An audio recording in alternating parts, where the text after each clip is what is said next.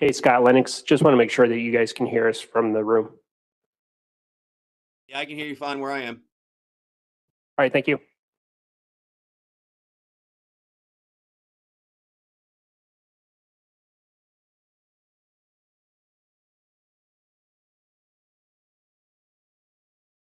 Good morning, Dan Swanham here, doing an audio check. Hey, Dan, we can hear you good. I sure can. Yep, thank you.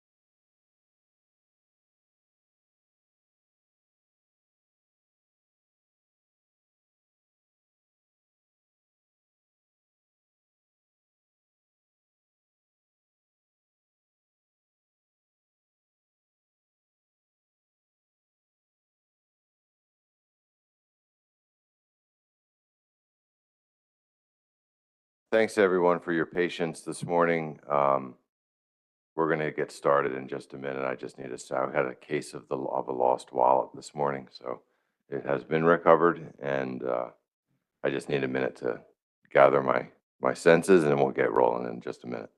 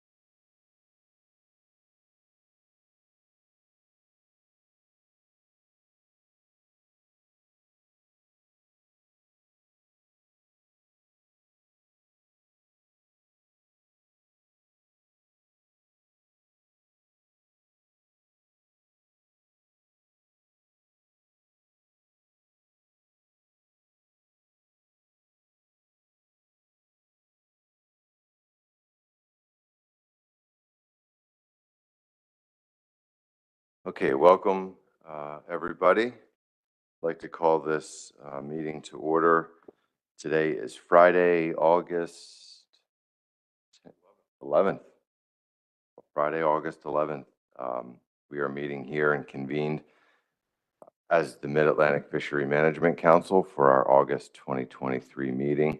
As we do every August, the beginning of our last day in session, we start out with the swearing in of new and reappointed members to the council, and then we'll have an election of officers. So I think we have started in the past with the swearing in of new council members, and I'm going to turn to Mike Pentney for that. Thanks, Mr. Chairman. It's always a nice day to be able to swear in some new council members. So this morning we have Robert Rule, Sonny Gwynn, first appointment for Robert, and then obviously reappointments for Sonny, Michelle Duval, and then hopefully joining us virtually, Paul Reese and Danny Farnham. So can we real quick get a sound check, make sure Paul and Danny are online and we're able to hear them? You can both unmute yourselves and just say hello. Good morning. Can you hear me? Paul Reese.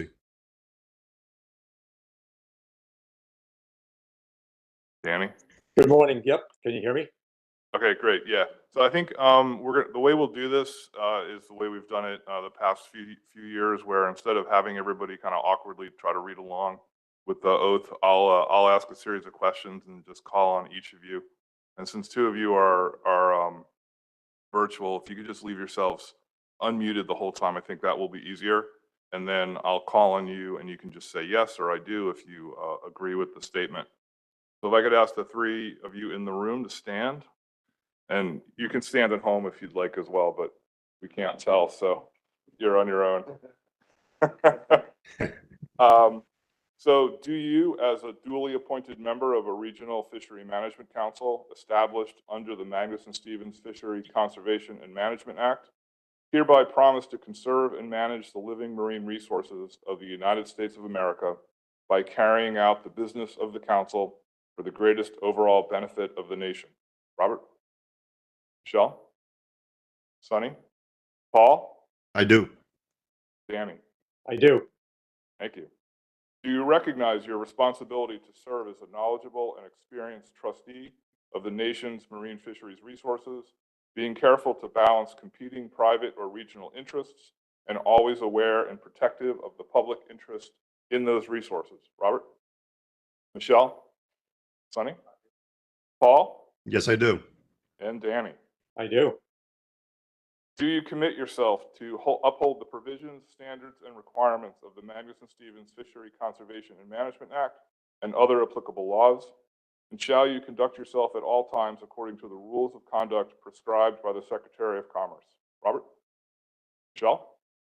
Sonny? Paul? I do. And Danny? I do. And last, is this oath given freely and without mental reservation or purpose of evasion? Robert? Michelle? Paul? Yes, it is. And Danny? Yes.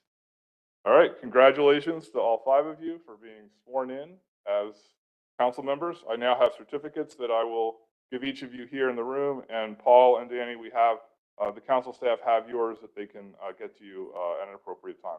Thank you. Thank you. Yep, thank you.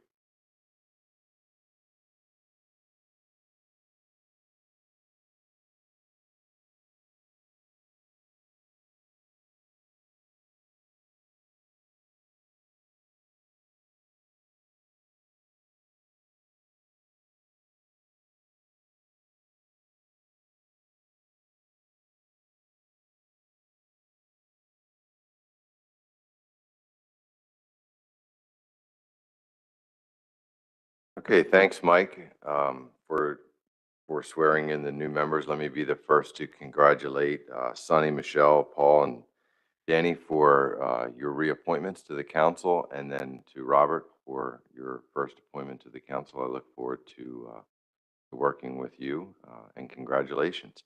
As Mike was reading through that list there, I was thinking that maybe for during the point in time when you have to say "I do" in your wedding vows, you should be asked, are you saying this, without any purpose of evasion or at free will, you know? That would be a good line to add to that. But no, congratulations, everyone. So next on our agenda, we have the election of officers. And before I turn things over to John Almeida, who typically will run the election, I just wanted to say a few words. I've been able to speak to almost all of you over the course of the last couple months. And at this point in time, given some responsibilities that are coming my way at my job that pays the bills here in Maryland, I have decided not to pursue the chair role this coming year. And however, with that said, I'm not going anywhere. I don't have any plans or intention to leave the council. I just am trying to free up a little bit of time so that I can put some emphasis on some of the work that needs to be done here in our state. So I just wanted to make sure everyone was clear about that. I certainly have an interest in working with Wes and being part of the leadership team this coming year as a vice chair, if the council would have me as that. But we'll get to that point in when John takes over, and we'll go from there. So hopefully that answers any questions that you may have. Over time will tell, as all of us play a role in the council, and those of us that work for the agency, sometimes duty calls. So that's kind of where I am at this point, and I just wanted to make sure everyone was clear. So with that said, I'm going to turn to John Almeida for the election. John? Thank you, Mr. Chair. We're going to conduct elections for the positions of chair and vice chair of the council in accordance with procedures and described in the Statement of Organization, Practice, and Procedures. To start, I'll ask Joe Semino, who is the chair of the nominating committee, for the nominations he's received for the positions of chair and vice chair. Yep, thanks, John. I have received one nomination for chair of the council, and that would be for Wes Townsend. I have received 2 nominations for vice chair. That would be for Mike Louisi and for Skip Feller. Right, thank you. So we'll turn to the chair position first, and at this point, I'll call for any additional nominations from voting council members for the position of council chair. Are there any additional nominations for the chair position? Please use your raised hand function to indicate whether you have a nominee.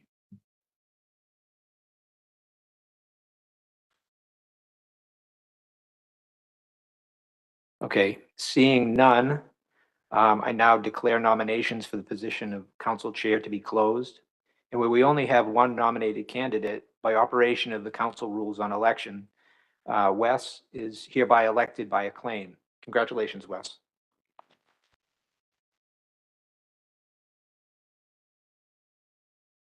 Thank you, everyone, for putting your trust in me. I'm entering 8th year in the council, and I've always looked at Mike to be my chairman, so it's going to be a little transition for me as well. But thank you all. I look forward to working with all of you. Staff, you guys are great. I'm going to need your help all I can. Committee chairs, I'm really going to be, needing a lot of your guidance and how you guys do things. So in the coming weeks, Chris is going to be sending out the committee, what committees you'd like to work on. So please bring them in as soon as possible so we can get committees going. Thank you. Thanks, Wes. And so now we'll turn to the position of vice chair. So we have the nominations for Mike Luisi and Skip Feller. Do any council members, voting council members, wish to present any additional nominees for the position of vice chair? Again, please use the raised hand function if there are any additional nominees.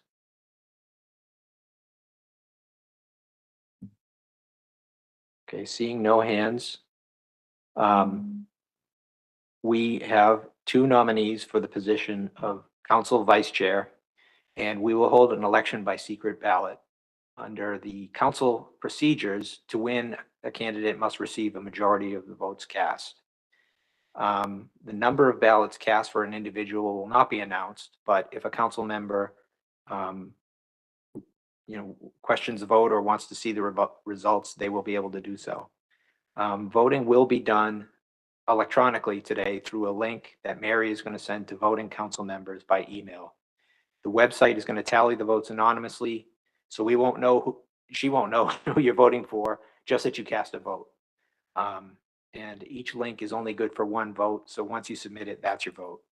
I think Mary's going to send those ballots out right now, the link right now. And if you don't receive it in a few minutes, let us know.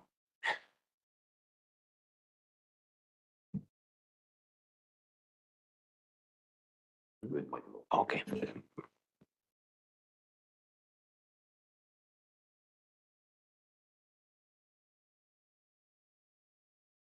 Mary's here.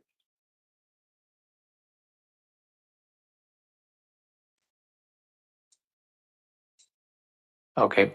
I'm told that if you don't see in your inbox, maybe check your spam folder. It might have gotten filtered.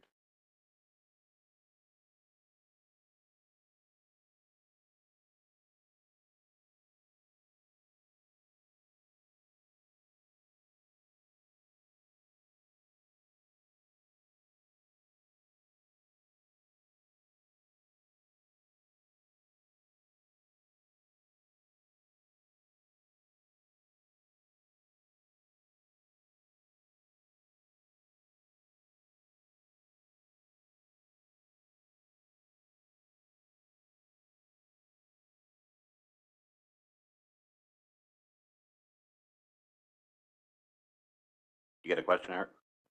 No, I was going to fill the void for you there, Mr. Chairman. I just want to let you know that we elect our officers in our meeting, which is until the end of September, but I can assure you the leadership in New England will be more than happy to work with the leadership of the Mid-Atlantic every chance we get. So thank you and good luck to you, Mr. Chair. Thank you, Eric.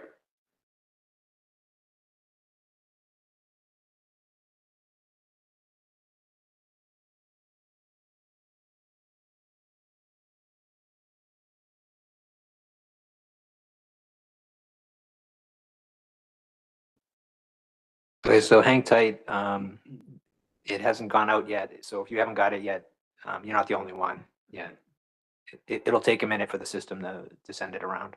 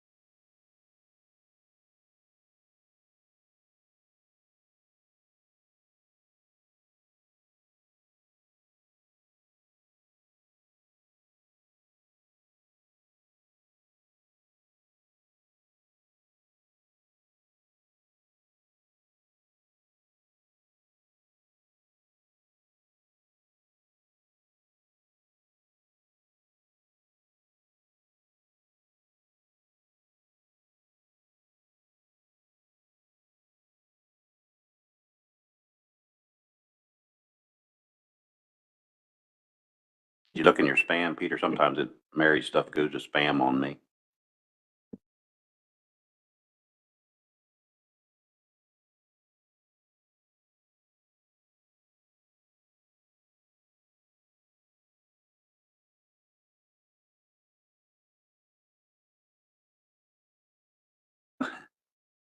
Yeah, yeah. Is there anyone else that has not received a ballot by email?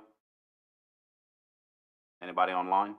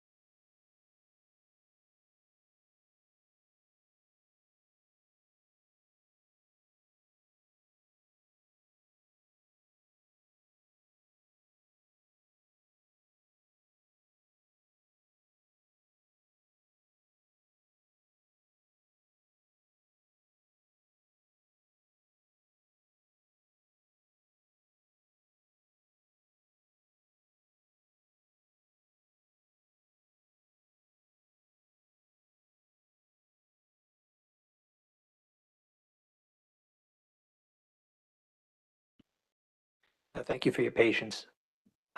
After reviewing the results of the voting, Mike Luisi received the majority of the votes for vice chair and has won the election for the position. Congratulations, Mike.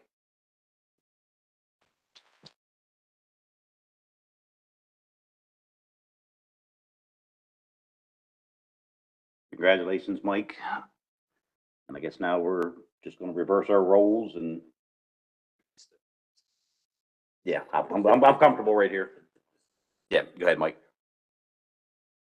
Yeah, and I'll just say one thing quickly before we get started here. So, I've been chair for quite a while. I was chair for quite a while. It's been about 7 years or so. And I look forward to working with Wes. I think it was just this year, Wes approached me and said, he was interested in taking a little larger role in the leadership of the council. And, he did a fantastic job for me this year while I was dealing with some personal family-related matters. And I have all the faith in the world in Wes, and I hope to be able to serve him as he did me and be there for support. Being the chair of this council is probably it is the highlight of my career in fisheries management. It's been tremendous experience, and I want to be able to give that back to Wes, especially with all the work that we do with the commission, and all of the joint work that we do and efforts that we take with the commission. I hope to use my experience there as well to assist in the coordination and development of what I see forward would be our recreational matters that need some serious work. And I hope to be there for you, Wes, and just lean on me whenever you need to. And well, at the next we can switch seats, or if you want to stay where you're sitting, or I'm quite comfortable right here. okay, we'll go from there. So I'll turn things over to you, but thank you again.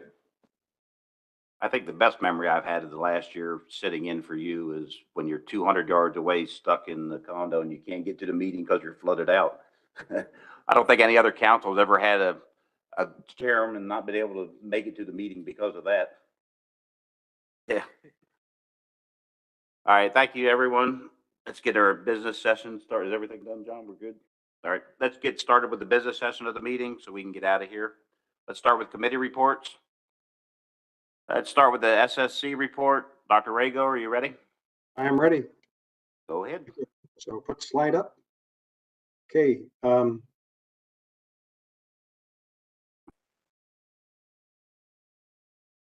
Thanks, Stephen.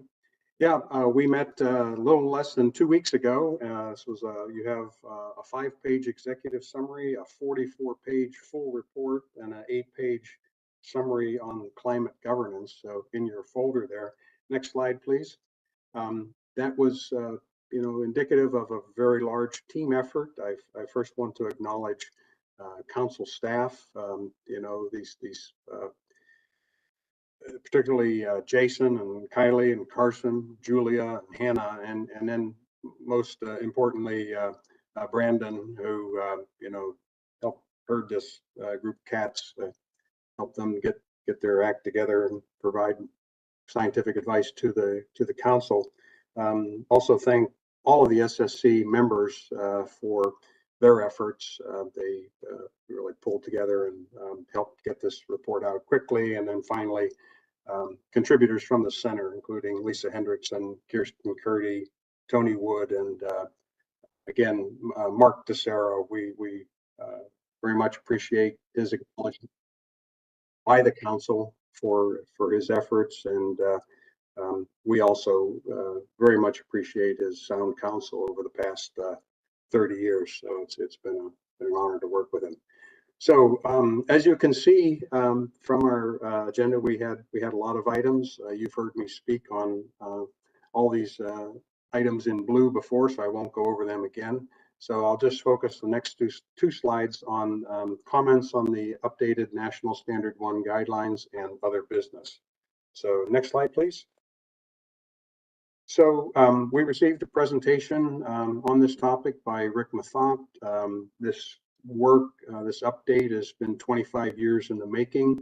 And Rick noted the considerable progress on analysis of data limited stocks, of which there are many, and an issue of importance for the council now and certainly in the future, the topic of dynamic reference points. So essentially, how should we respond to things like climate change, other aspects of stock dynamics that are resulting in very rapidly changing situations. And so this is basically a balancing act, between short versus long-term changes. You want to avoid sort of shifting baselines, which result in progressively lower quotas and expectations of stock size over time. At the same time, being responsive to the reality of some of these changes. And the other key thing is some distinguishing between environmental effects and density dependent processes. So as stocks get very large, oftentimes their average individual growth rates decline and so forth. So that's kind of the nature of dynamic reference points. They noted that there are some analytical approaches that are proving to be useful, and we expect to see more of them in the future. Another aspect, of course, which is particularly relevant to Mid-Atlantic, is the spatial element of fisheries. So energy development, wind energy in particular, brings this into sharp focus. But other closed areas are important as well. So as national monuments and other things are implemented, they do have some consequences for the not only spatial pattern of the stock, but also the spatial pattern of the fisheries that they support. The SSC had a number of comments, mostly related to life history characteristics, noting how intense fishing mortality can distort the perception of stock dynamics. You saw that earlier in the week when we talked about summer flounder, when we're now starting to see some of these very large old males, that had never been seen before, and this is in response to the reduced fishing mortality that they've experienced. There's also, kind of highlighting the much appreciated long-term time series of fisheries data, both fisheries independent and dependent data. There's progressively more appreciation for field experiments, which help define sort of critical issues related to matters of scale. That is, what is the gear efficiency at a given time? And that those benefits have been, illustrated through some of the work conducted by NTAP. So they have in fact directly related to improvements in stock assessments. So we'll be looking at these in the future, and it should be a good source document. Next slide, please. My final slide here is just a number of items of other business. We will be meeting August 24th, the OFL CV group. Basically, we will be looking at our process in a little more detail here, but not only with respect to, are we fulfilling our objectives of clearly stating how we're doing it? Are we making it transparent to others? And is it sufficient? Is it complete? So that's the nature of this working group.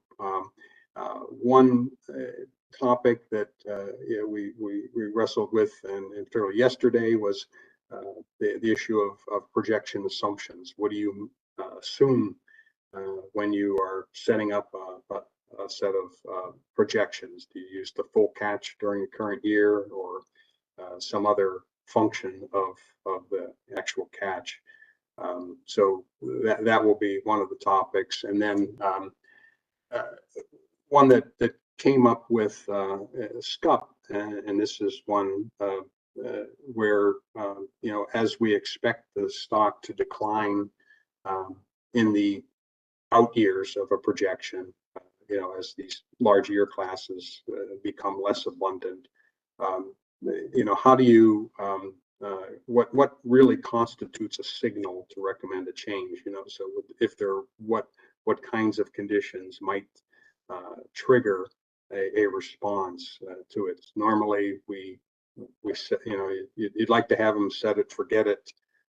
But this council, to its credit, does have the SSC look at conditions in between projection years. So this is an important topic. The ecosystem group will meet 4 days later. They'll be looking at some updates on research efforts, particularly in the area of management strategy evaluations, MSE. And then we'll be also looking at some work on how do we quantify changes in biological reference points. Can we distill from that or identify an environmental signal that might be underlying those changes, and how much does change in, say, average weight affect our perception of total biomass.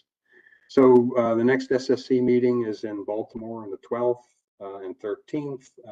At that meeting, we will also be hearing from Kirsten Curdy from the center on the mackerel projection. So we will have a meeting. This will be prior to the management track assessment for spiny dogfish and Atlantic mackerel. And so those are going to occur in late September. We'll meet in mid-September to further refine some work on mackerel, and then finally at some time in the fall we will be meeting to review both spiny dogfish and Atlantic mackerel. And so I'd happy just have one last slide here, which shows our SSC members who were attended in Philadelphia, and I thank Brandon for taking the photo there. And we all got to suck in our gut a little more here. So we're doing well, and appreciate the support from the council. I just wanted to note briefly that David Secor in the red shirt on the left, second row, will be receiving the Oscar Setti Award this year from the American Fisheries Society. This is for the outstanding marine fisheries biologist. If fisheries had a Nobel Prize, that would be it. And so we're very proud that Dave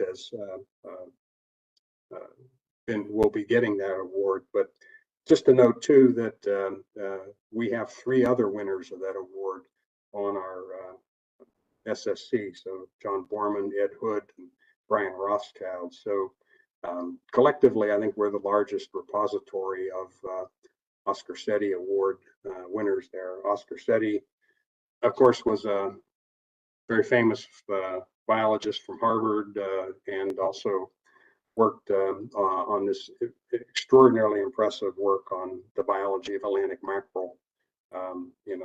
It's a 1943 publication. It's 89 pages. It's literally a book. It's just still a landmark. So anyhow, just wanted to thank you all, and happy to answer any questions. Thank you, Paul. Any questions from the council?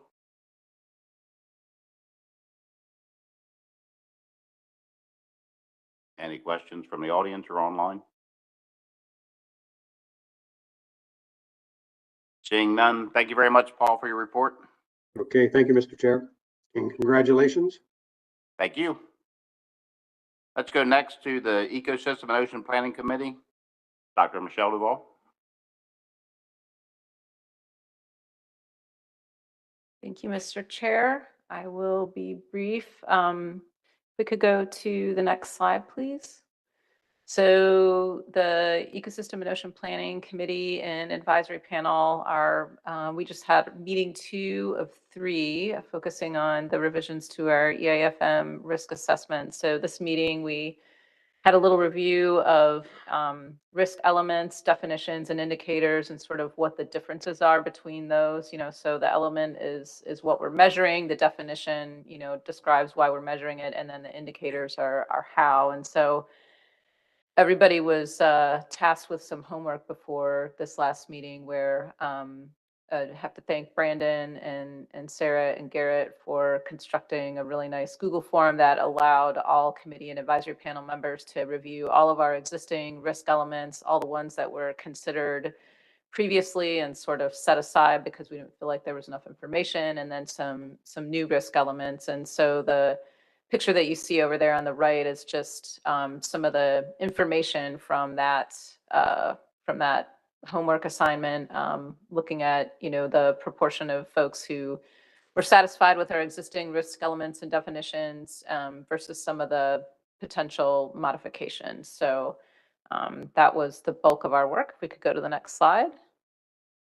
And so, our risk elements are divided into multiple categories. So we have ecological risk elements, socioeconomic risk elements, and management risk elements. And so, we reviewed each of the elements within these categories. We, for the ecological risk elements, we had a lot of food web elements, and some of those were a little tricky to understand. We ended up modifying and combining some of those into two different elements with some broader scope. And then several others we discussed, and we'll have some, further exploration and development of some of the different components of those elements with respect to the indicators. And so at our next meeting, we'll think about whether or not we want to keep those.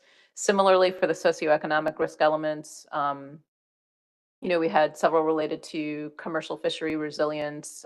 So we're sort of looking at modifying and combining a suite of those elements into a more comprehensive one with different indicators. And then we also had a number of elements related to recreational fishery resilience. And so we weren't quite satisfied with how those were defined. So we're looking at some additional exploration and development of those, and hope to have to come to some resolution on that at our next meeting. And then we did not make it all the way through the management risk elements.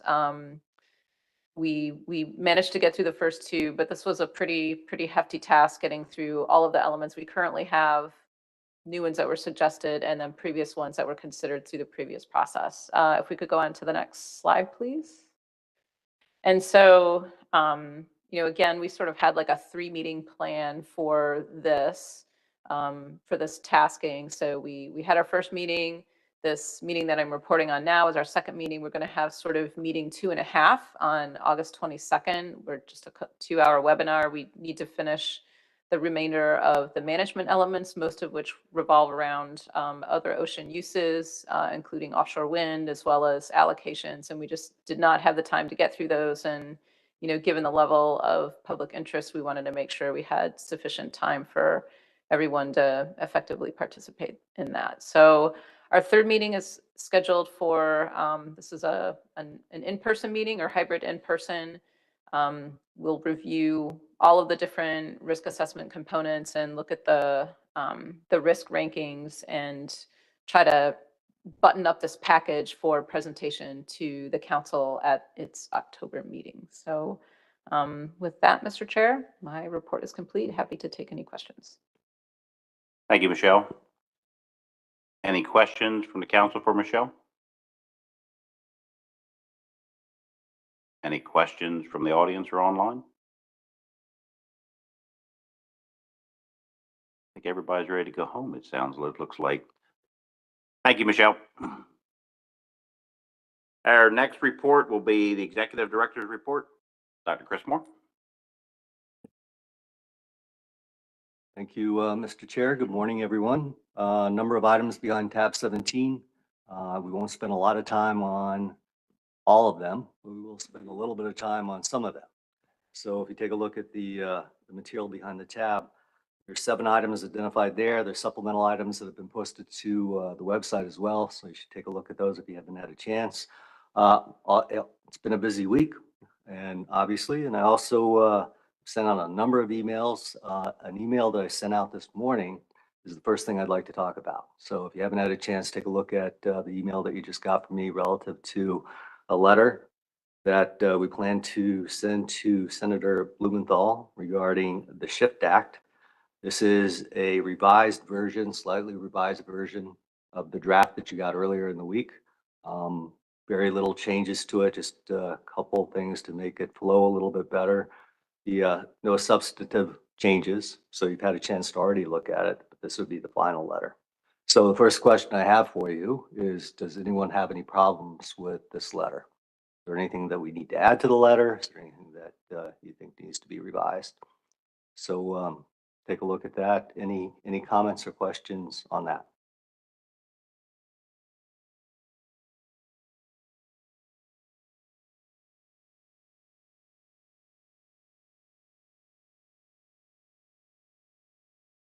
Okay, not seeing any. We will then button up this letter, put it in the mail, and get it off to Senator Blumenthal. And we went through that very quickly, but I think you all have the background. You can scroll through it, look at why exactly we're commenting on the SHIFT Act. For those out there who are worried about us lobbying, we were asked to comment on the SHIFT Act, so we're providing a comment. Okay? You. The next item behind the tab is our 2023 planned council meeting topics. Sonny finally got his dreams, come true. We're going to the hotel in October. And the meeting is scheduled to start on October 3rd. I'll go through the 5th. Folks that don't know where the hotel is, it's in New York City. It's in Hell's Kitchen. We've been there before. Last time we were there, folks liked it. So I'm hoping that we have another positive experience. The items listed there for consideration in October. Again, relatively busy meeting. We're talking about a number of things related to a number of species. One of the big things that we do in October, we've talked about a couple times this week, we're going to be reviewing a draft implementation plan. So the executive committee will be meeting to talk about that. It's an important conversation. We have some presentations that we'll get from the Science Center on a number of topics. We're also going to get some overviews on the assessments that are ongoing relative to spongy dogfish and mackerel. And that's to set us up for our conversations in December. So a relatively busy meeting. I expect that we'll start Tuesday afternoon and go through Thursday afternoon at this point. The next item behind the tab is the council meeting topics at a glance. Gives you an idea how things are basically laid out over the year relative to those various topics. Any questions about any of that before we move on?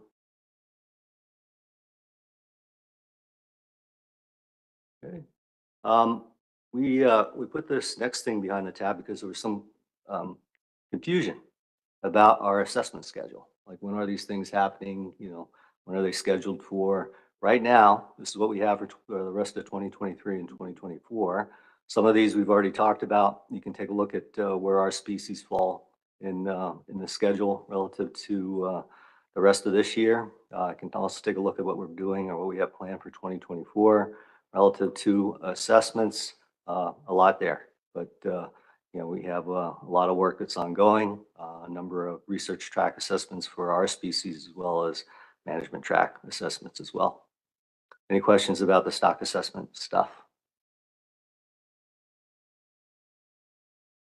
Okay.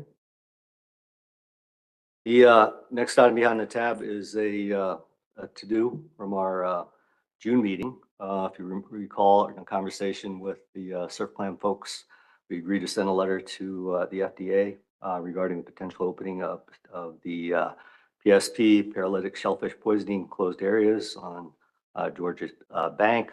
If you look at the letter, it says fishing industry members raised specific questions about that. Please provide an update on the steps and associated timing involved with the implementation of any changes to the shellfish biotoxin protocols that may impact surf clam and ocean frogs. So we have not gotten a response to that letter yet, but we did send it in. So as soon as we get a response, we'll send it out to folks to look at. Next item behind the tab is we had an opportunity to submit comments on the draft NOAA Fisheries New England and Mid-Atlantic Geographic Strategic Plan for 2024 and 2028. We said that we support their efforts to update the plan and basically provided some additional comments. You can see those in the following paragraphs. Hopefully the GARFO and Science Center will find those helpful. I'll stop there. Any questions or comments before we move on? Okay, zipping right along. Next item on the tab. This is something that's occurred as a result of our ongoing work related to a number of items, and specifically items that we didn't expect. So as a result of Kylie's more detailed involvement with the 304F or the draft climate governance policy, as well as some other scheduling issues, we've had to push back this sector separation amendment. And we put together this memo prior to the information that we received last week, this week, regarding potential impacts to MRIP. So we have this revised timeline for folks to look at. I'm not sure at this point if in fact we'll continue to implement this timeline or not. Right now, this is until the council tells us differently, we're going to continue to move forward with the amendment. But it may be very difficult to deal with sector separations when the data are uncertain. So we're gonna have to talk about that and we'll have some staff discussions about it as well. But you can see the revisions to it. So long story short is that we had planned to bring forward a draft document for consideration in December. That's not going to happen. We have to push it into 2024. Any questions, concerns about that?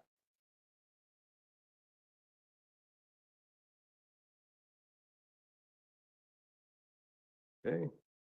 Next item behind the tab is a press release from all of the councils titled U.S. Fishery Management Council Report finds more than 72% of federal waters classified as conservation areas. This was an effort led by our very own Eric. Eric's here to talk about it if he'd like, but you can see the details there. This is something that was done through the CCC, and so an interesting report. Some links to some interactive stuff. If you want to take a look at those, certainly well done document. Any questions, comments about the press release, the report, or the website? Eric. Yeah, thank you, Dr. Moore.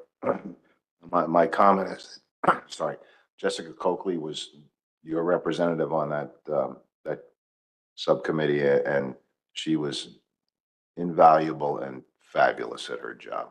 So I just wanted to let you know that. So. Yeah, I appreciate that, Eric. Yeah, Jessica did an excellent job. And again, very, very proud and very happy with the report. Thank you. Any other comments or questions? Okay. The next item behind the tab is a memo to me from Julia, because we can never hear enough about wind, right? So we have actually two memos. So this is the first one, and there's a supplemental one that I'll refer to as well. But in terms of this one, Julia basically updates us on everything wind. This was dated July 27th. And it's a good summary. Remember that we have a website or a web page on our website as well that we update regularly in conjunction with or in cooperation with the New England Fishery Management Council. So if you ever want to know about what's going on with wind on the East Coast, here you go. So in the first section, she talks about EFH consultations and a letter that from the National Marine Fisheries Service on June 27th that you can look at. Excellent letter related to EFH. That was well done. Also, some comment letters that we have submitted to BOEM. You can see those if you haven't seen those. Typically, when we get those done, I send those out for folks to see, or we make sure that folks know that they're posted to the website. Ongoing construction, survey activities, liaison outreach, public studies, partnerships.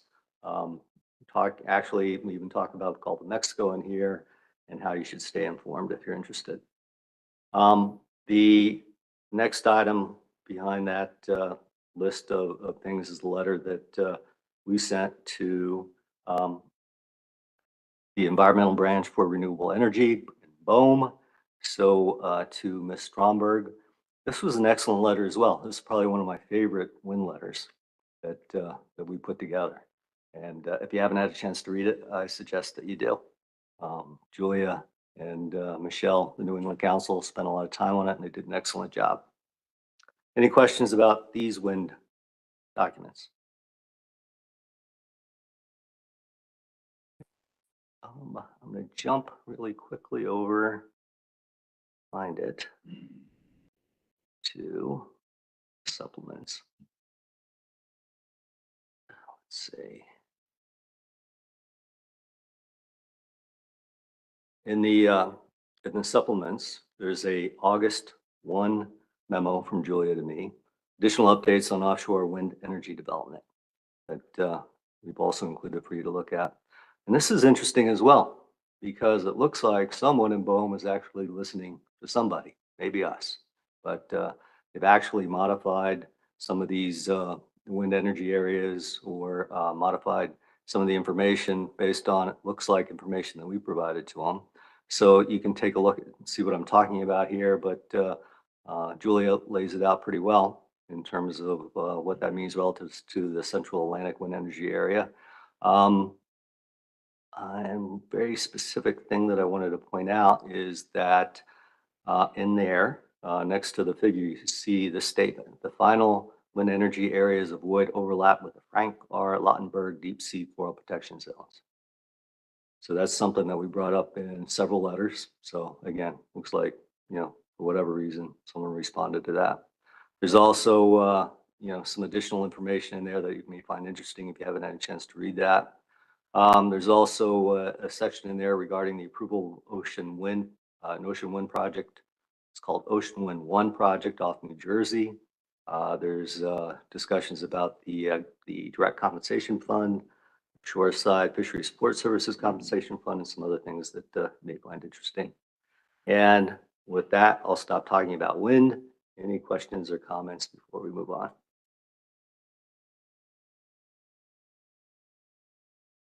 Okay. Let's see. So I think with that, the only other stuff that I wanted to talk about, if you look in the back of the tab, appended to the tab in the supplements, are a number of letters. So this week we did get a letter back from Janet Coit, Assistant Administrator for NOAA Fisheries, in response to the letter we sent her regarding our concerns relative to 304F, the draft ocean or the draft climate governance policy. And specifically our concerns related to the lack of public involvement, the lack of transparency, and we did get a response. So a response came the other day, sent that out. It's also posted to our website. I don't see anything in the letter that's going to change our approach to how we're going to be dealing with 304F and our engagement with stakeholders. Certainly if folks see things differently, we could talk about it. They do talk about having a single webinar at some point and some other things. So if you haven't seen those letters, take a look. And last but not least, we have the disapproval letter for Amendment 23 to Black Sea Bass. It's in the back of the tab as well. Obviously, as you might expect, I'm disappointed that the important portion of Amendment 23 was disapproved by the service. They indicate in I think a 7-page letter why they did that. If you haven't had a chance to take a look at that letter, there is at the bottom of the letter a section that says if the council wants to do something relative to this particular topic, then there's a couple options. One is that you address all those national standards concerns as they relate to allocation of black sea bass to the states and a federal FMP, or think about something else.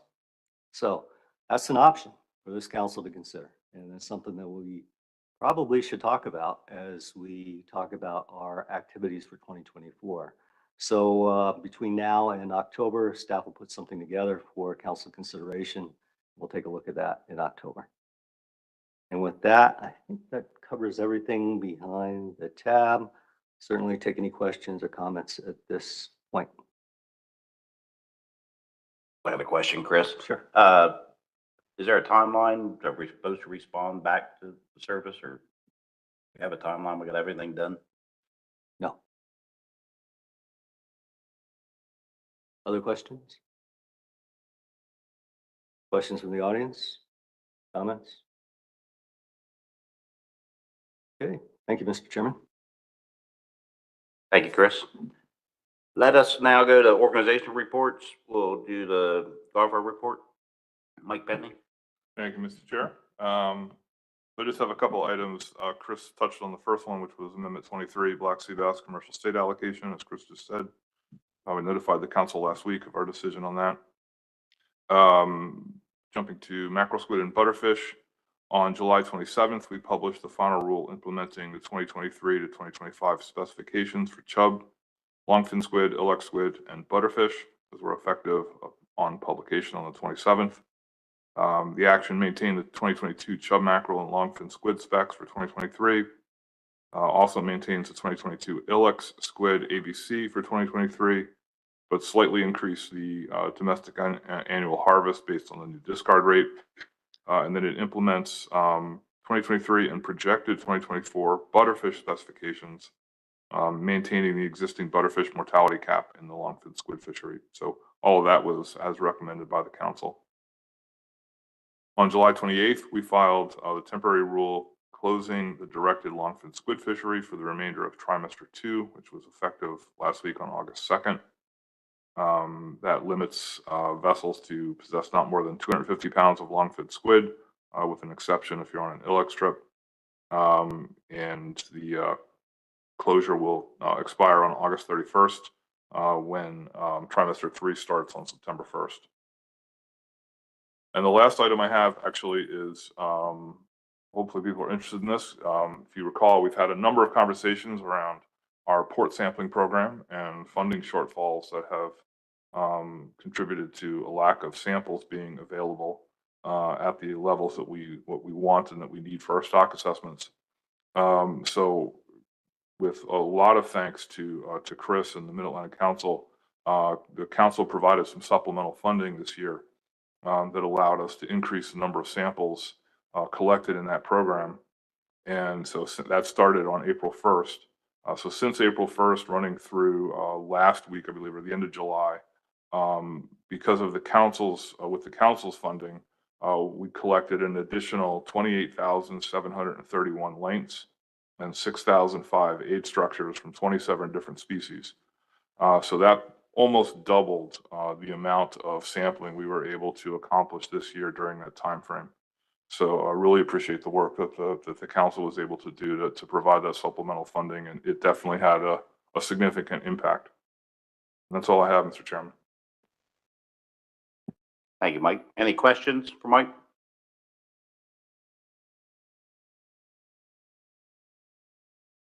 Michelle DeVoe.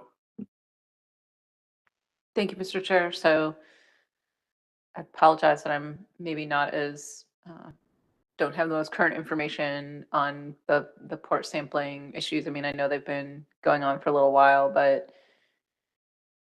you know, this was, I'm assuming a sort of a one-time thing, or at least, you know, for this year to assist in this way. So what are y'all doing for future years, or what's the plan to try to address this? So there is no plan. It's a artifact of our appropriations process. We're trying to make our leadership aware of the issue and of the solution, which is to give us more finance, you know, increase our budget for this particular item that we get each year. Chris? Yeah, excellent question, Michelle, because it's something that we've talked a lot about, right? And I go to the CCC meetings and we have the science centers, our science folks do all these presentations with all this cool stuff. And I say the same thing every time, which is don't forget the basic stuff. You know, make sure that we get the money for the port sampling, make sure that we get the money for the data collection, make sure we get the money for the stock assessments. All these other things that they talk about are really cool as they relate to, you know, different ways to deal with ocean warming and all these things that they're doing. But this basic stuff is really, really critical.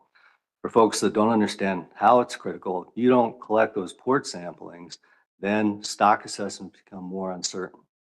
Uncertain stock assessments mean lower quotas, lower ABCs, right? So they're really critical. And I'm glad the council had the opportunity and had the resources to help this year Certainly our concern is what's going to happen next year. Eric Reed? Yeah, thank you, Mr. Chair, and thanks, Mike, and thanks, obviously, thanks to the Mid-Atlantic Council. That is a critically important program, and it's a giant black hole until you guys stepped in and filled that, and I do appreciate that. I can think it was, Dr. Moore, you might be able to tell me better. I think it was last, I don't know, a couple Mondays, we had a CCC meeting about the $349 million that's going to be available for different things, 20 million of which we talked about it earlier in the meeting was coming to the councils, but I'm a lot like Dr. Moore. I ask the same question all the time. What about what we need to do, we're not doing? Forget about this, the shiny stuff in the corner. And I did ask that question, it's not, is there going to be money? I said, where's that money coming from? What bucket is it coming out of? And the response I got is, yeah, we're well aware of that program. We just don't know whose pocket it's coming out of. Hopefully it'll come out of the 140 some odd million for data collection. I think it's 140 million, not the 20 million that comes out that the councils are going to get. I think those are the numbers, but anyway, yeah. Thanks a lot. And, we have the same concerns in New England. Joe Semino? Thanks, Mr. Chair. Yeah, Michelle, one of the other things that's becoming increasingly frustrating is the states have said, maybe we can help. And in order to do that, we need to know sampling protocols. And I think all that takes is a couple meetings with even technical staff, and it can be done virtually. And this has been said at ASMC several times. It's been said at an ASMC state directors meeting. It's been said at national state directors meetings, and no meetings have happened to talk about how to standardize protocols and let the states help. I'm not sure why that is. Sonny Gwynn? Yeah, thank you, Mr. Chair. And it just so happens I got a text from a port sampler asking when I'm going fishing so she could come and get some samples. Thank you. Perfect timing.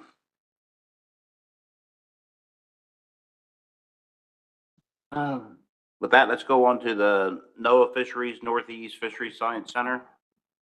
There's Cigar. Are you ready? Welcome to the meeting. Sure. Thank you, Mr. Chair. So for surveys, we've had a number of surveys delayed this year. At the October meeting, the Science Center will provide an update on all of our surveys and data collection and what we're doing to prepare for any future delays. The Northeast Trawl Advisory Panel met in July, where the main agenda item was the Bigelow contingency plans, offshore wind, and restricted ropes study.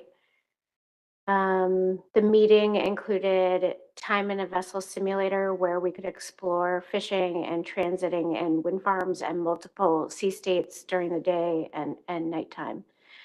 In addition, there are some challenges with the assessment schedule for 2023, but overall the progress is still being made. From our observer program, on Tuesday, you may have noticed that the 2023-2024 sea schedule for commercial fishing trips selected for Northeast Fisheries Monitoring Program observer coverage is now available on our website. For wind, the Science Center staff is preparing to draft survey mitigation plans and programs and processes for review and input being developed, and we'll be reaching out to the councils and other partners to share engagement and input into the processes for the program. We received FY23 resources to begin addressing survey mitigations and research needs, and we are working to bring additional staff and resources on board and scoping high priority offshore wind research needs, including additional investments in fisheries socioeconomic research in the region that we have previously supported through a Sea Grant partnership in 2022. So the hiring for wind is actually going slowly as it does in the government, but surely. And we're getting ready to sort of wrap up the new positions that we'll be hiring. So that's exciting for us. For cooperative research, the cooperative research branch has initiated 7 new projects over the past year and is scheduled to provide a comprehensive update to the council in October 2023. And for protected species, we have released the results of a peer review study to the public. And we presented our results to the Atlantic Large Whale Take Reduction Team on June 15th. And we've posted our presentation for the Take Reduction Team on our website. The decision support tool peer review was January 30th through February 1st, and the review was led by the Atlantic Scientific Research Review Group and has covered changes to the model since the CIE review in 2019. So the review is open to the public, and we received the peer review report back recently. Let's see, finally, for EBFM, we continue to support the ecosystem and socioeconomic profiles as part of the research track assessment for bluefish and black sea bass for the council. We'll hold a workshop after the bluefish peer review to evaluate the process and develop a work plan for the next iteration. And the East Coast Climate Change Scenario Planning Initiative continues to build steam, and we'll continue to support that. And then just thank you all for having me at this meeting. And Roscoe, thanks you for all of the pets. Thank you. Thank you, Heather. Any questions?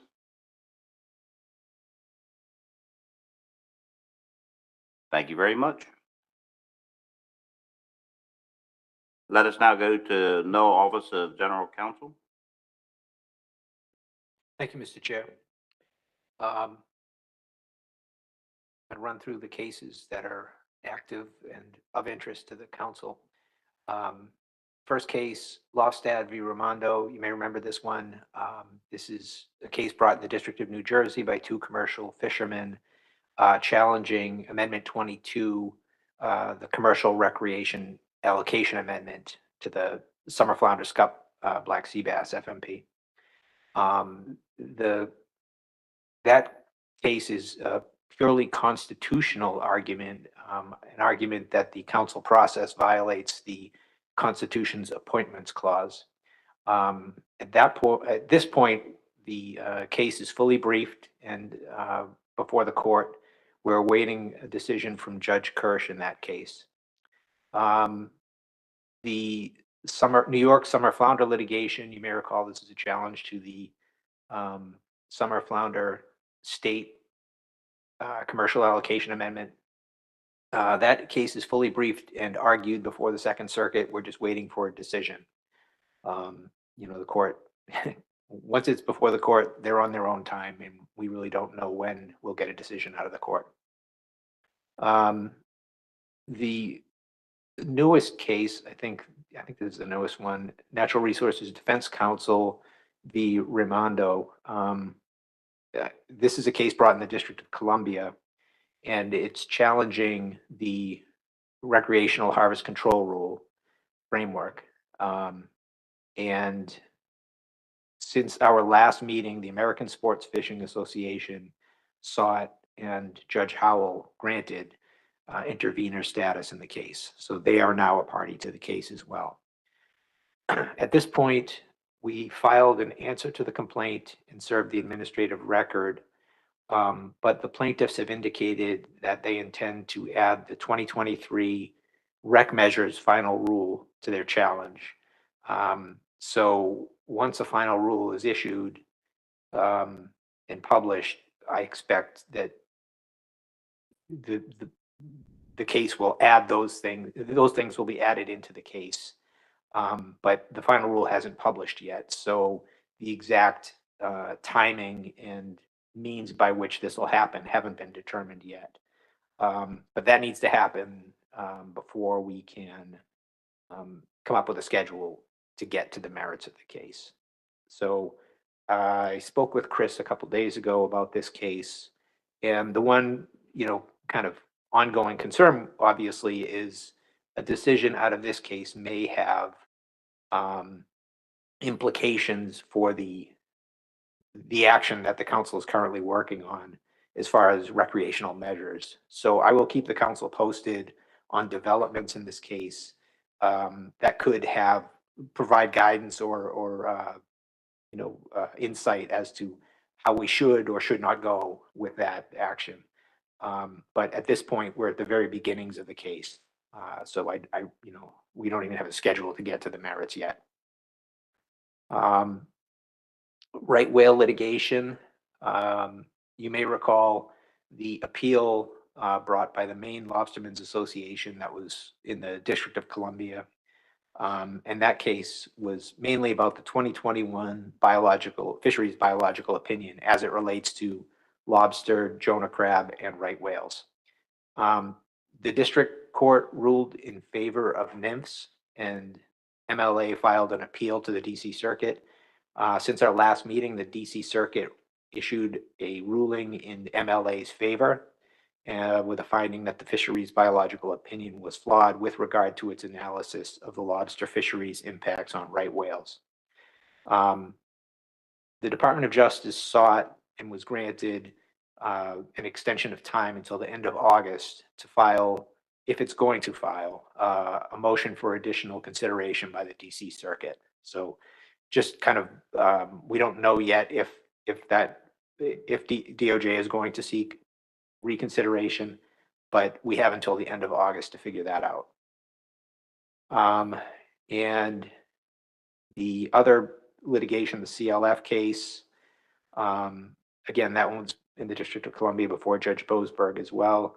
Nothing really to report there. That case is on hold until the MLA case in the DC Circuit comes back to the district court.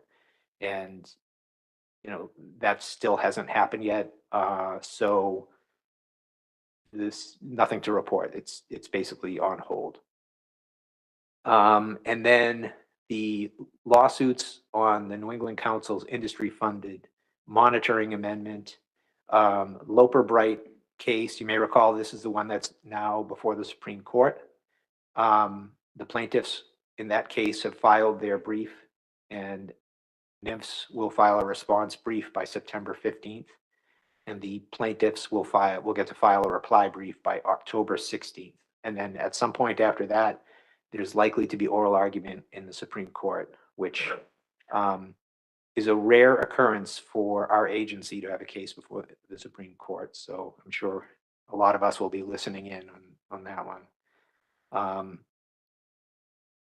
And then the other challenge to the industry-funded monitoring amendment, this was filed in the District of Rhode Island.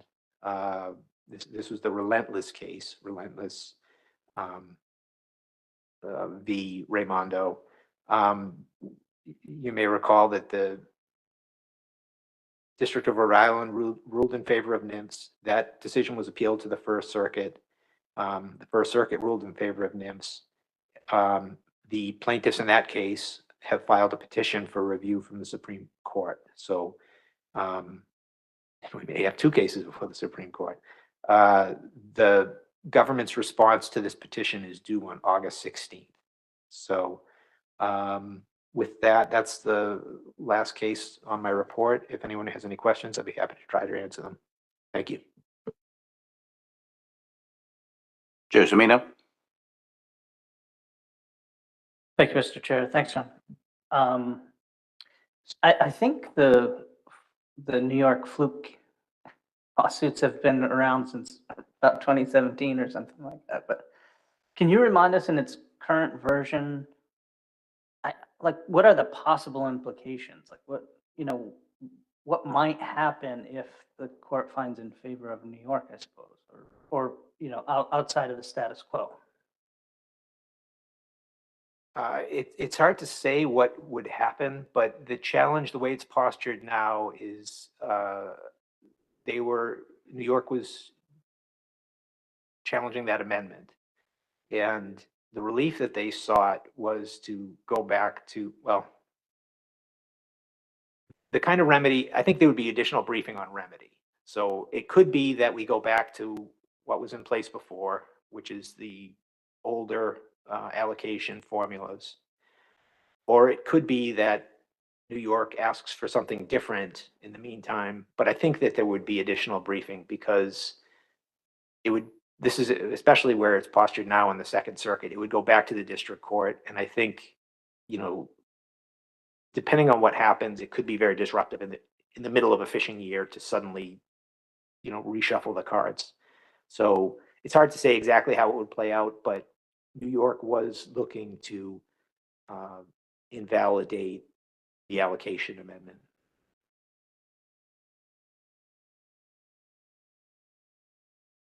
Any more questions for John? Seeing none at the table. Greg?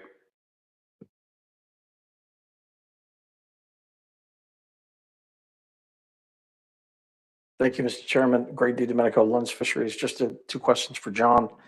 John, the results of the MLA case on right whales, is it just that they won an extension of possible rules through the TRT, or did they also achieve an outcome where they will have to have a lower risk reduction by measures at the TRT?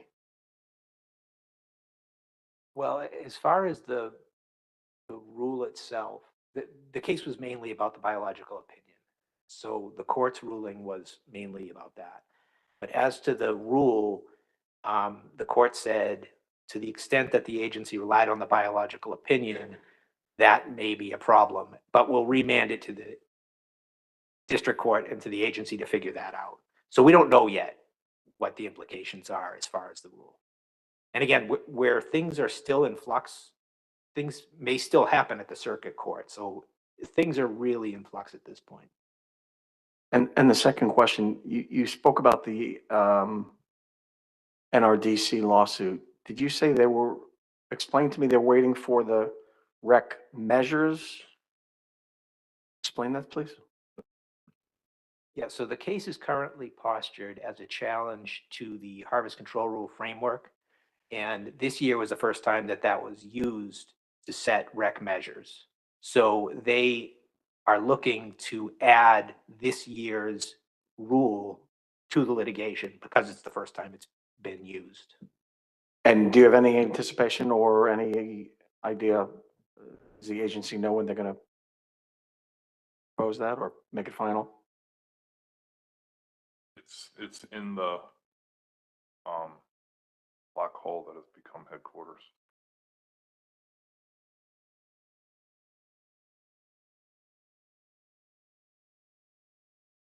Any more questions for John?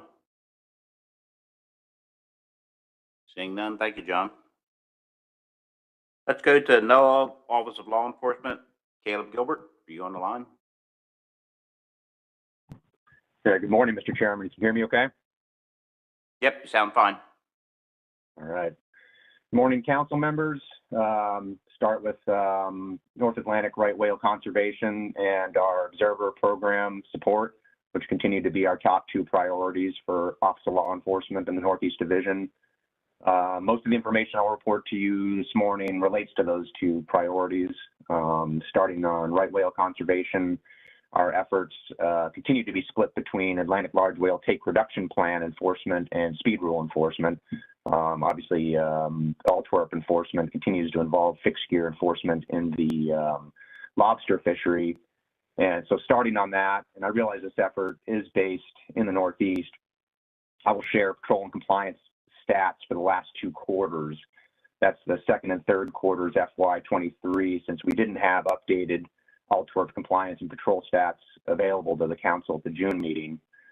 First, in the second quarter, January through March of this year, out of 254 vessels and gear inspected, 199 had no observed Altwerp violations. That's a compliance rate of about 78%.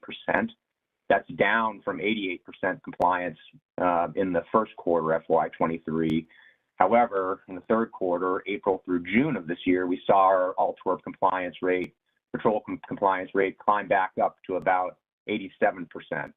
That's in that quarter, out of about 312 vessels whose gear was inspected, 270 had no observed Altwerp violations. And more details on our second and third quarter Altwerp enforcement patrols and compliance rates are in the written report prepared for this meeting, starting on page 7. I saw that's posted up on the council website. Thanks, Mary, for that, as always.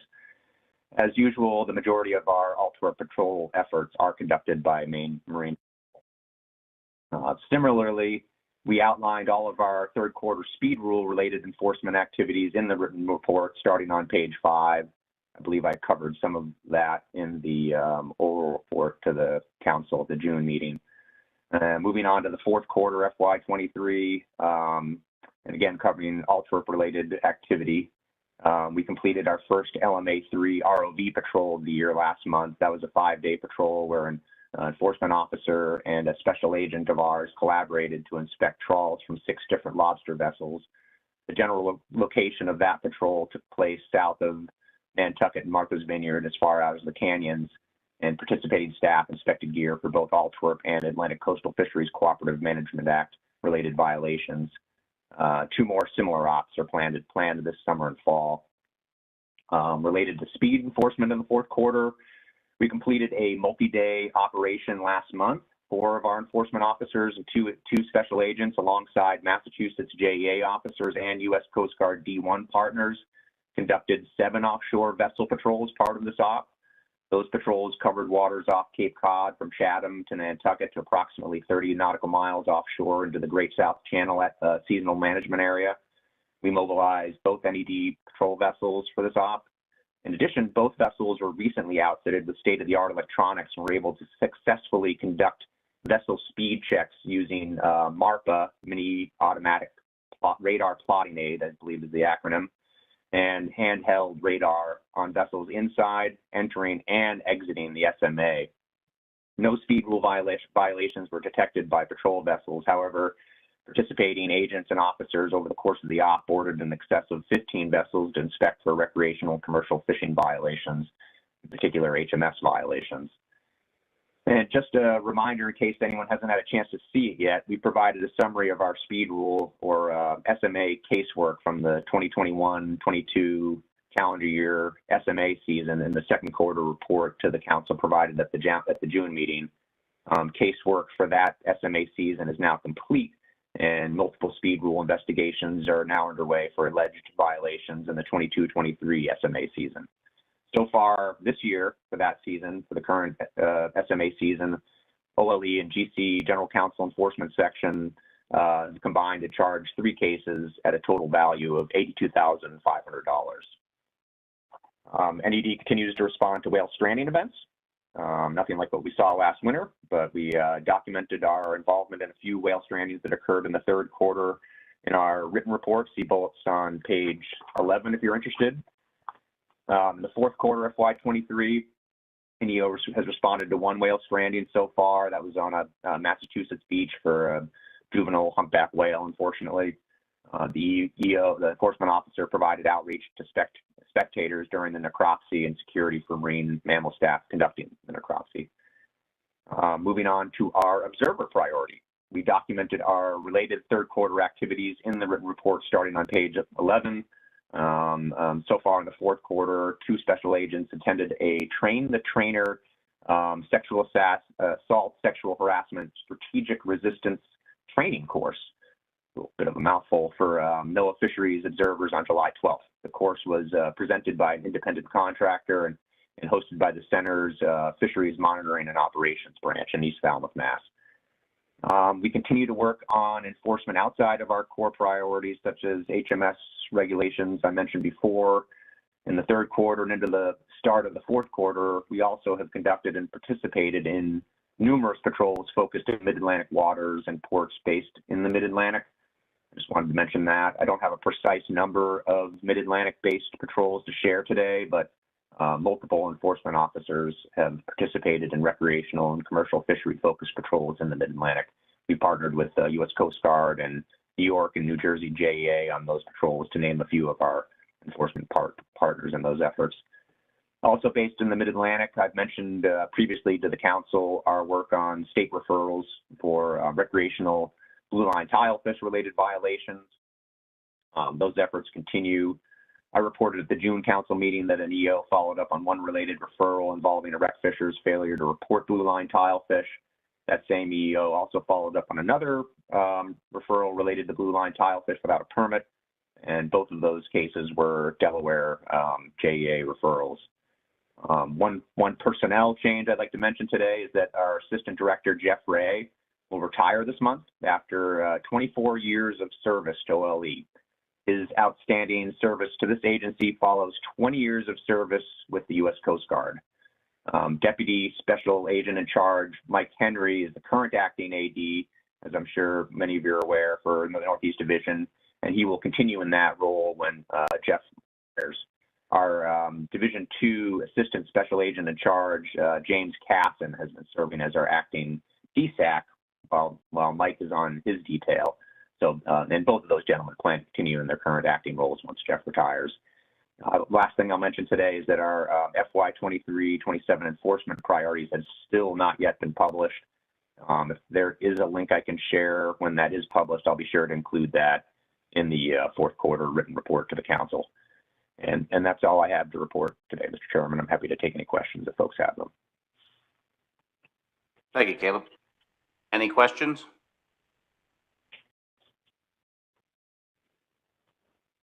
Seeing none. Thank you very much for your report. My pleasure. Let's go to the U.S. Coast Guard report. Lieutenant Commander Matt Cayley. Yeah, thanks, Mr. Chair. Past 2 months, we've conducted about 95 fishery enforcement boardings. The majority of those have been on kind of the recreational vessels. We see a lot of the uptick during this time of year, which is consistent with the rec traffic. Those boardings, boats have been primarily targeting HMS. It's been pretty hot. We see a lot of HMS vessels out there targeting tunas. Dolphin wahoo fisheries, another one. Snapper, grouper, tilefish are some of the most fisheries that we've been seeing of late. We didn't have any violations over the past 2 months. We did do a turtle response from Oregon Inlet. They received a call from a wreck fisherman that a sea turtle swallowed a hook, so they brought him to a nearby ramp, and we helped support. We had a National Park Service there as well, and they were able to determine that the turtle was in good health, and we were able to release him back to the ocean. So good story there. For our commercial fishing vessel examination efforts, we've done 56 in the past 2 months. It's pretty consistent with what we've seen years past. We've done about 42 decals issued. We didn't have any vessel terminations over the past 2 months. Obviously a good thing.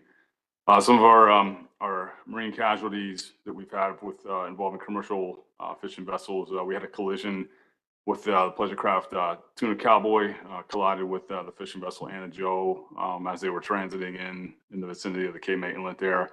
There was no pollution and no injuries that were reported from either vessel, and the investigation pens there. We also had a boat fire that we responded to. We were notified from an EPIRB that hit, and we were able to send the station small boat out to take a look at it. When we found the fishing vessel full timer about 18 miles off Oregon Inlet, and we were able to arrive on scene, and they had an engine fire and they were disabled, so we were able to put them in tow and bring it back into the Wanchese Harbor. No medical concerns there or injuries reported. And then lastly, we had a medevac case up in the Maryland area from the fishing vessel Judith M. Person on board had lost consciousness and had some blood pressure issues. They're about 8 miles offshore from Ocean City. They were returning, and we were able to send the small boat out and arrive on scene with an EMS personnel there, transfer them to the vessel, and then escort them back in where they were able to get them to an ambulance. On the commercial fishing vessel safety information, our examiners continue to do outreach, stock walks, training, educational efforts, things of that nature. And that's all I have for our report. Paying any questions. Thank you. Thank you, Matt. The 42 stickers issued for the commercial boats, I was one of them, by the way. So good for 2 more years. Any questions for Matt? Seeing none, thank you very much. Let us go on to our liaison reports. New England Council, Peter Hughes. Morning, everybody. Thank you, Mr. Chair. This is my liaison report from the June New England Fishery Management Council meeting that was held up in Freeport, Maine. The Skate Committee report, the New England Fishery Management Council covered 3 items related to the Northeast Skate Complex. The council received a brief recap of the May 22nd, 2023 Assessment Oversight Panel meeting for the Skate Complex Management Track Stock Assessment. The council accepted the final Thorny Skate white paper on potential approaches to support Thorny Skate rebuilding.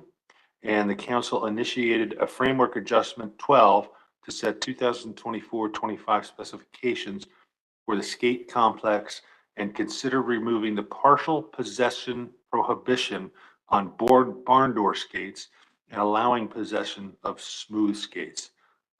In my report that Chris had sent around, there's a live link in there for more information. The Herring Committee report. The council adopted an Atlantic herring action problem statement. The purpose of this action is to develop and implement management actions designed to attain 1, optimum yield, 2, account for its critically important role as forage species, and 3, to minimize user conflicts created by competing interests between the directed herring fishery, including commercial and recreational fisheries, whale watching, and tourism. The New England Fishery Management Council will also explore a range of management alternatives to minimize user conflicts, including spatially and temporally explicit gear restriction, area closures, and possession limits. The geographic scope of potential management measures will consider, but not be limited to, the spatial extent of the midwater trawl restricted area approved by the council in Amendment 8, with a particular focus on areas not already subject to seasonal closures to midwater trawling. Analysis conducted to support this action will also evaluate the changes in the incidental catch of shad and river herring that will likely result from the measures adopted to reduce spatial and temporal user conflicts. The Groundfish Committee report. The council moved to revise 2024 and 2025 specifications for Gulf of Maine haddock and extend the removal of the sector management uncertainty buffer for white hake and Gulf of Maine haddock until the next specification cycle for these stocks as contained under Framework 65. The council also initiated Framework 66, which includes multi-year specification settings and management measures. The council also initiated a framework to consider adjustments to the existing groundfish ABC control rule. Atlantic sturgeon. The New England Fishery Management Council approved the full range of monkfish alternatives with the understanding that alternatives will be further refined by the Joint Monkfish and Dogfish Committee with input from the Office of Law Enforcement and the Coast Guard. Regarding eco-based fishery management, EBFM, the council moved to postpone the deep dive EBFM workshops until early 2024 in order to properly prepare presenters and presentation material and to complete the prototype management strategy evaluation, PMSE work. In addition, the committee believes that scheduling the workshops in early 2024 will improve stakeholder engagement. Scallop Committee report. The council requests the National Marine Fisheries Service to modify the Scallop Research Set-Aside Program to allow regional scallop surveys used for stock assessments and specification setting to be funded for up to 4 years with an option for a one-year extension for completing grant reports and data analysis. The council also developed its 2024-2025 research set-aside priorities. They are listed below in the link found in my report. The New England Fishery Management Council initiated Framework Adjustment 38, an action that will set fishery specifications for year 2024 and default measures for 2025. And that concludes my report, and happy to try to answer any questions. Thank you, Peter. Any questions? Eric Reed? Yeah, I don't have any questions, just a couple of additions, and Peter did a good job, probably better than I could do. So the council also, mimicking what was done here, for river herring and shad, we are going to consider a priority for 2024 to look at time area actions for protection of river herring. The Scallop and the Habitat Committee are working together to continue to do some analysis to see whether or not the Scallop fleet, which is important down here as well, can gain access to the northern edge of Georges Bank. That's an area up against the fence a long way from home that is currently closed to that fishery. And probably the biggest news is Tom Neese is now retired from the New England Council, and Dr. Kate O'Keefe is our new executive director. And she started, I believe, last Monday. So we're looking forward to working with her and seeing what happens. And our next meeting is the end of September in Plymouth, Massachusetts, for 4 days. So you're welcome to come to Plymouth. Thank you, Eric. Anything else? Seeing none, let's see if Tim wants to add anything from the South Atlantic Council. Dewey kind of passed it off to you, I think. Thank you, Mr. Chair. Yeah, I'll just highlight a few things that may be of interest to you guys. We're continuing to work on a private recreational permitting amendment to try to help address some of the deficiencies we have in our recreational data efforts. That's ongoing. We've approved purpose and need, and we'll be moving forward with some actions to include in that amendment. Our black sea bass, unfortunately, we received the results from the Southeast Fishery Science Center of our CDR 76 stock assessment. And of course, it was bad news all around. We're experiencing, it's overfished, and we're experiencing overfishing. So we're beginning now to develop an amendment to wrap our arms around a rebuilding plan for that stock. The other thing that may be of interest to you guys, of course, is our Spanish mackerel. We did get the results of our CDR stock assessment for Spanish mackerel. However, it wasn't clear enough to really for the SSC to provide projections. So we're moving forward with a series of port meetings, and I think we're starting to develop a timeline for those meetings. I think we've reached out to your council now, to your staff, and the plan now is to have a series of port meetings all the way up through Mid-Atlantic to gain a better understanding of what this fishery has really become, so that we can try to move forward and do something with the stock assessment. And that's really all I've got for you guys. Thank you. Joe Semino?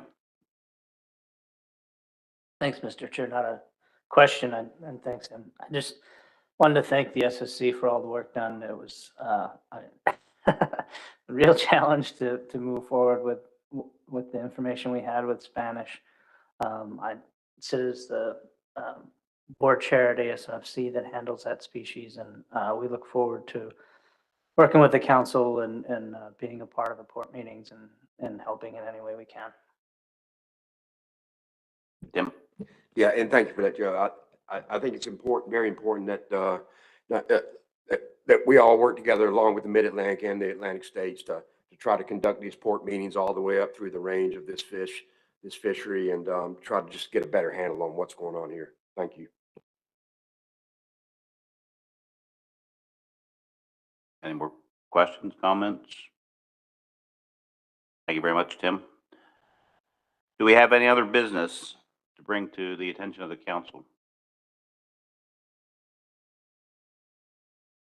I do not see any. I would like to congratulate Michelle, Sonny, Paul, and Dan for another 3-year appointment. We do have the room for another 2 hour and 15 minutes. So if Robert, if you would like to speak for that long, welcome to the council.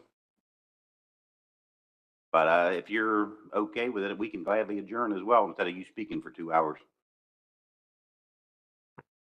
I got a pretty good idea. You get the use of the sound of my voice over the next 3 years, so we can kind of ease into it. All right, congratulations. With that, I'm going to call the meeting to adjourn, and I will look forward to seeing everybody in October in New York. Thank you.